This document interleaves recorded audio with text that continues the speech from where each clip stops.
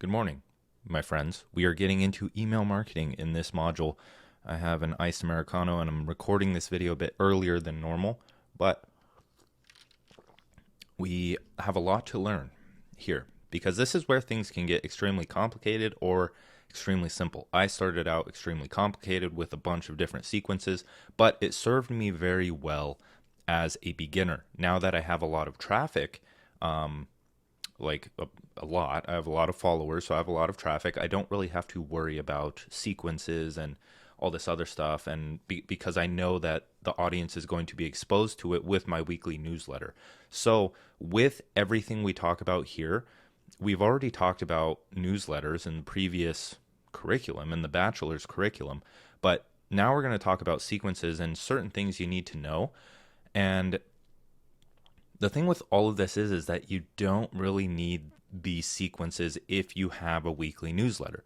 But I will leave that up to you. I think it is better that you have this knowledge rather than like not having it and not knowing what you can do to increase sales or land clients on autopilot, so to say, or other things like that. And hopefully this will give you some creative firepower to just have fun with all of this stuff, because once you know like what you need to do, and it's the whole like flow model where it's like when the skill matches the challenge of the task that you are taking on, and you have a goal for it, a meaningful goal, then like life is good, right? It's enjoyable. You get into flow. It's a great time. So I'm doing this in Kartra. This is what an email sequence looks like in Kartra. You can use ConvertKit. You can use Aweber, ActiveCampaign.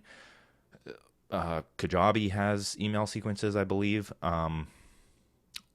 I wouldn't necessarily recommend Kartra unless you want to put your entire business here and host your products and their memberships. It is quite pricey, but I have everything in Kartra. If you're just looking for email sequences, then I would go with ConvertKit. They're very well respected in this space, and I would recommend them.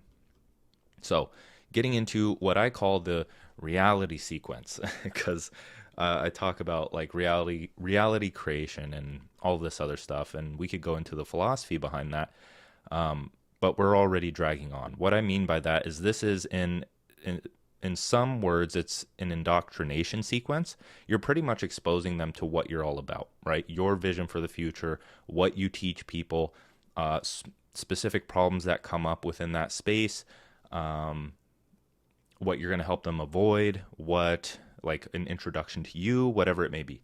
But I'm going to show you what I do. So I have 3 sequences or 3 emails here, and they get added to my list when they either download a lead magnet.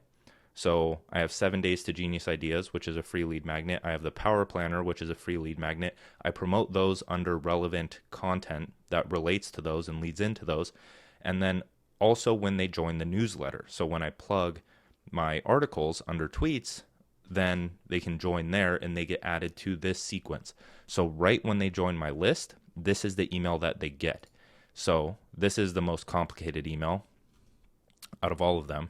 But you can see I have some tags here. This is up to you. I've done this for a while, so I have just like random stuff, and it can get very clunky. But here's what the email looks like when you join my list. So welcome, my friend, your friend, Dan Coe here. I could fix that. And I wanted to personally thank you for your confidence in joining this list. If you want to get these emails, join my email list. If you've already joined my email list, then you can just search for the first emails you got from me and go through those. But this is what I do. So the main things about the indoctrination, the first email is that 1, you need to introduce yourself. 2, you need to thank them for joining. 3, you need to tell them what they can expect. So I usually send 1 newsletter per week, but on a rare occasion, I will email you 2 to 3 times a week. So this is just kind of setting the scene, because here I'm going to be promoting occasionally, right? And they're going to be getting my welcome emails. So it may be 2 to 3 times a week. It may be 1 time a week. And then the newsletter is called the co-letter. And what I talk about in the co-letter, if you want to unsubscribe, you can. Now, this is where it gets important, because email deliverability is a big thing. I'm no expert on this.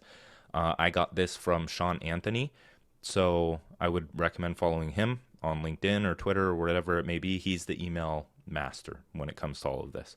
But one thing that I did take from him is that email deliverability is one based on opens, click through, replies, a bunch of other things. But replies are very important, especially at the start, so you can make sure that they're getting your emails, right? So I try to get a reply the very first email. And this is all true. This is what I do. So in my articles on my website, Elementor, how I built my website, it doesn't allow me to have like a verification process to get them into Kartra, right? Into the email software where it's like, oh, confirm your email. So since I can't do that, I have to clean out my email list. And bots can go in and fill in the form on the site. So that's what I say is, can you hit reply? I clean out my email list. I need to make sure that you aren't a spam bot that automatically filled out the form on my site. Why do people create those bots in the first place? Beats me. So throwing in a bit of like breaking the third wall there, then all you got to do is reply with got it. Now, this is important for everything. I want to bring this up. It seems so minimal, but in anything you do when you're communicating with another person and you're asking for a transaction, whether it be a product, service, anything, you have to make it as seamless as possible, or else they aren't going to do it. They have better things to do in their day. Why would they do something you tell them if you don't give them the exact steps to do it? So I make it super simple and just say, all you got to do is reply with got it. That's it, right? And so number 2, this is just good to have. Tell people to drag it out of the spam and promotions folder. And then I don't know why it looks like that. I hope it looks better in the email. But you can read all the previous co-letters here. This is just me adding on more stuff. And then in the PS, I say you'll receive 2 more emails over the coming week.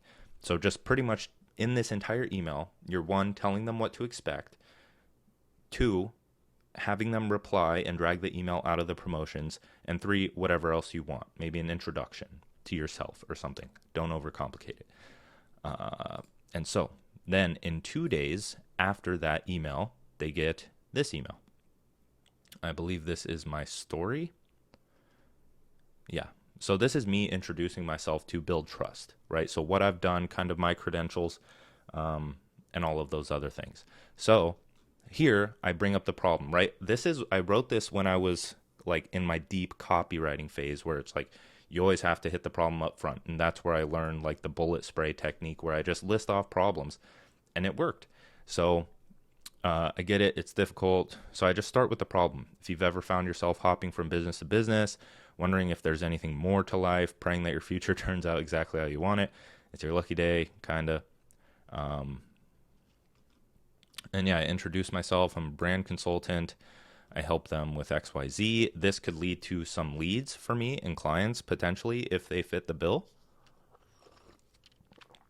But then I say I'm also the founder of Modern Mastery private community. They may join that. I don't link it because I'm not trying to sell them on it. And then Alan Watts said it best. This is when I started working in quotes to my writing. Sensible people get paid for doing what they enjoy doing. And I just go on to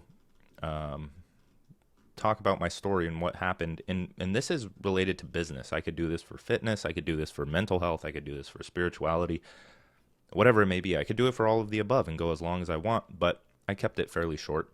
And then I just said, P.S. in a few days, I'll send you my unique business philosophy. So this is where I start to like, 1, I thank them for joining the list. 2, I told them about me and what I'm about and just what I'm trying to do in my little reality, right? That people are like following you for, because they want your worldview. They like your worldview. And so then what I plan to do here is I'm kind of like priming them in the direction of something that I want to sell. So I want to create one-person business owners so I can have customers that are one-person business owners, right? So I have a unique philosophy. This is kind of a concept of mine. The one-person business model isn't, but the way that I go about it is, right? And I could rename that if I want. I've just had trouble. They've all been taken. It's like there's the one-person business model, there's the niche of one, there's company of one, there's all these other things that have been taken. So I've been thinking about it for like a year or so. And so hopefully a good name for it will come to me, and then I can like brand that as mine. But yeah, so here I go over like just high value email. I get replies to this email all the time, just like saying how good it is. And I throw in a like just like a subtle flex, because authority, but I don't want to be like, oh, I'm this, I'm this. I just throw it in and it's like, this is what I've done. And then I go over how I did it in a unique way. And so this gets really long. This was initially a email. So you could have older newsletters of yours turned into email sequences in the future, right? So that's why I'm so big on writing newsletters now, is that one, you can backlog them and link them. Two, you can use them as your welcome sequence. Three, if you are writing leading up to a product launch, you just take those and put those in the email sequence, and now you have a sales sequence, right? So you can see where this is going here, where you can write everything out as you're doing things, and then since you have them saved, you can use them over and over and over again. This is why I'm so big on always having something to create, just continuously creating, and then it gets better and better over time, right? Just give yourself a year and then thank me, and I'll be grateful for it. So it's just an email, right? I went really long because I had a lot to say about it. I didn't want to leave any holes. I wanted it to be super high value, and so that's what I did. And now that's pretty much it for the welcome sequence, right? And so if you don't have a product to sell, you don't have a service, you can leave it at that and just continue sending newsletters. But in the next sections, we'll talk about product sequences, so sales sequences and appointment sequences for service businesses, and then buyer's journey sequences for those that actually buy your products or services. So that's it for this one.